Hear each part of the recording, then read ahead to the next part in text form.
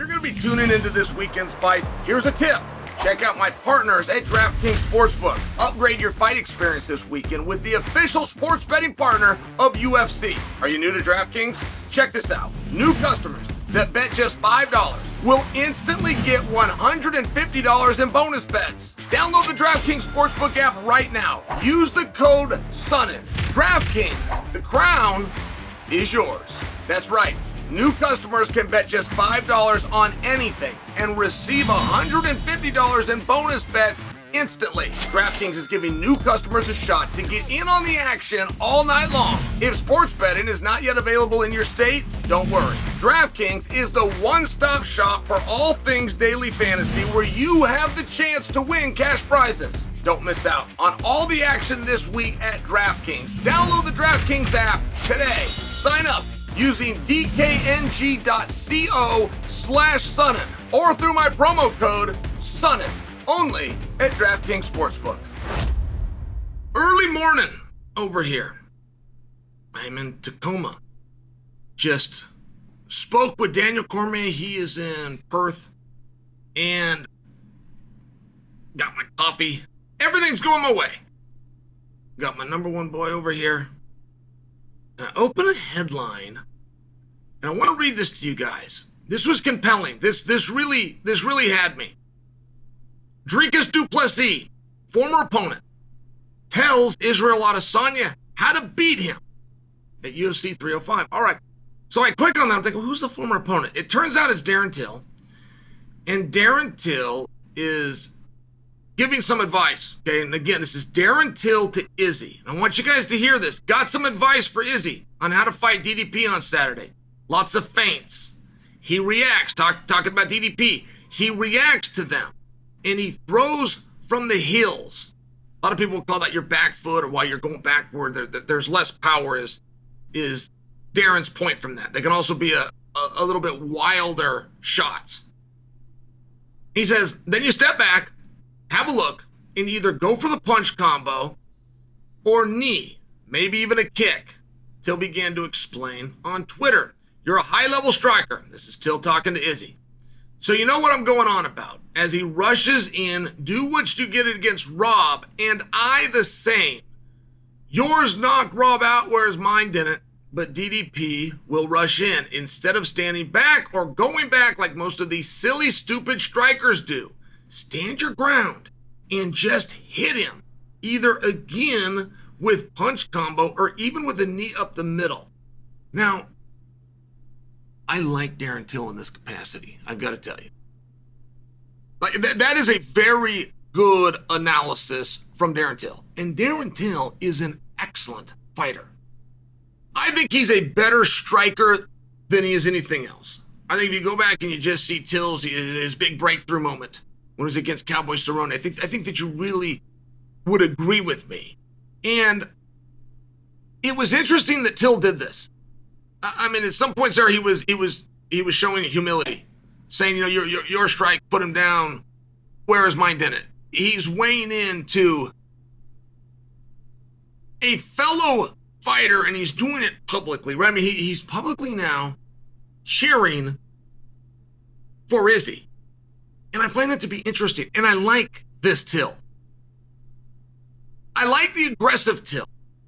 I'm just not positive that Till wants to fight as much as Till wants to be around fighting. He doesn't like it when I say that, but there's not an insult. I don't know why that would bother him. I wouldn't blame him for not wanting to fight, but you still, there's things around it. I can just remember when I retired, there's a part of your identity that goes with it. Where you go, okay, well, if I'm not that, which I've thought I am, if I'm not that, then what am I? And you just have one of these moments, but there's plenty of answers to that. It just takes a couple weeks to find. Where you're an analyst, or you're a fan, or you're a teammate, or you're a coach.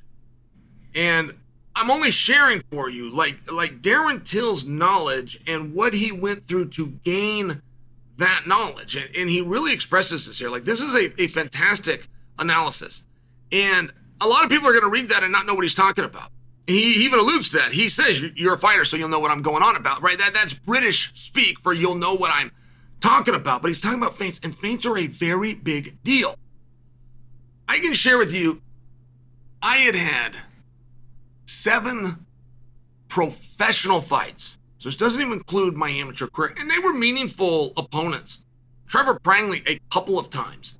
Mayhem Miller was my first ever professional fight. I mean, these are meaningful matches. And I'm in the room every day with top guys. Edmund Tanner, rest his soul, Randy Couture, Dan Henderson, Matt Lundland. And I'm name dropping only to illustrate that I knew a lot about fighting. I'd seen a lot of things. And we get this guy comes in from Nebraska. Name is Ryan Schultz. Ryan the Lion Schultz went on to be a champion, but at this time he's not the IFL champion. He's not a leader in the gym. He's a guy from Nebraska. That's what it's. Oh, by the way, he's a smaller guy, 155 pounder. Oh, by the way, he's a wrestler. So I start sparring with Schultz, and he does a feint. And it was like I had never seen one. He did a feint, and think of a flinch, right? I know when I was growing up, it was like the jerk on the school bus would like do something and go, oh, 2 for flinching, and they like punch you in the shoulder a couple of times. But it's the same thing, right? Flinch and a feint, it's the same thing. You do a feint to get the guy to flinch. You get the guy to react. You get the guy to look away. There's things throughout Anderson Silva's career that he did where he got called disrespectful, but that was because he was ahead of the curve. People didn't understand what he was doing. He was not disrespecting an opponent. He was just trying to distract him. It was just a feint. He wasn't never trying to mock. Roy Jones Jr. got called out for this as well, and then he gets called greatest fighter of the decade for the 90s, right? He was just ahead of the curve. He would do, bless you, son. He would do certain things to make the opponent react. And I'm only sharing with you how important a feint is. And aside from the jerk on the school bus that would do the 2 for flinching routine, Ryan Schultz is the first time I have this happen to me. I had 7 professional fights. I hadn't had this happen to me. And I remember closing my eyes. I remember putting my hands up and holding back, and boom, he would hit me. He would hit me so hard. And I didn't know what he was doing. I didn't know what this was. I had several professional fights, but I hadn't met Clayton Hires. I'd never worked with a boxing coach. I had never had an official boxing practice. You know, where you went in, okay, this is a boxing practice. Hit a speed bag and some of these things that are so common in gyms now. The gym that I went to, we had what's called a Smith machine, which is something you could do bench press on or you could do squats. And then we had a mat. We had a wrestling mat. So, I'm just sharing that with you that my experience and my belief in feints, that's where it comes from. And there will get to be a point where if you work on that enough, if your coach can identify that that's a problem, there's drills that you can do where it becomes a strength. Where instead of your cue, like most fighters start off a jab. Everything starts with a jab for every fighter in the world.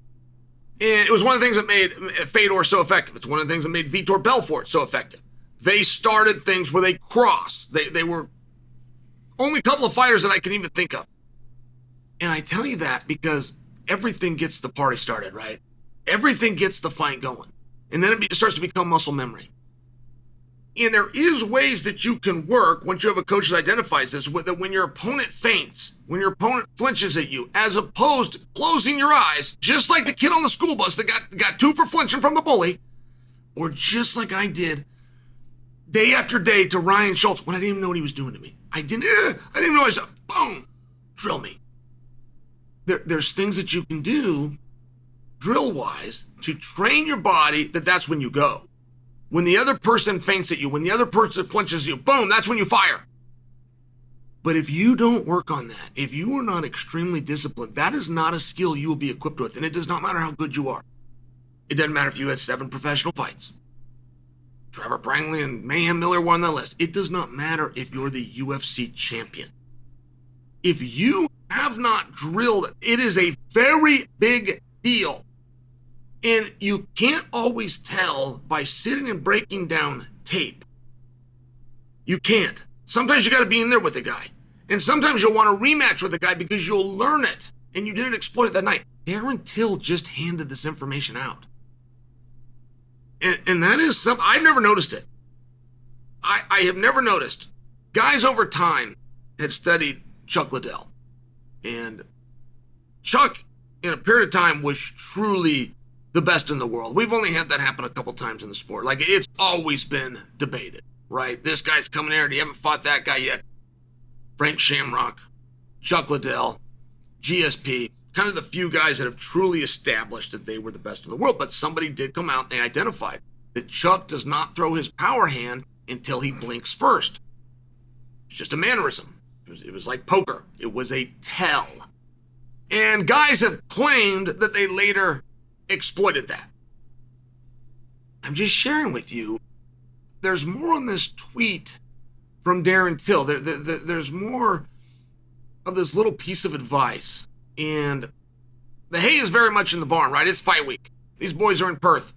They're getting their weight off. But there are certain things in this sport that you don't have to go and practice and you don't have to drill. There are certain things that you can be told and adjustments that you can make once you're aware of something. I've never noticed this from Dricus. I've watched all his fights. I don't remember somebody fainting him. I don't remember him responding. But Darren Till says he does. If that is accurate information, that is going to be very helpful to Team Adesanya.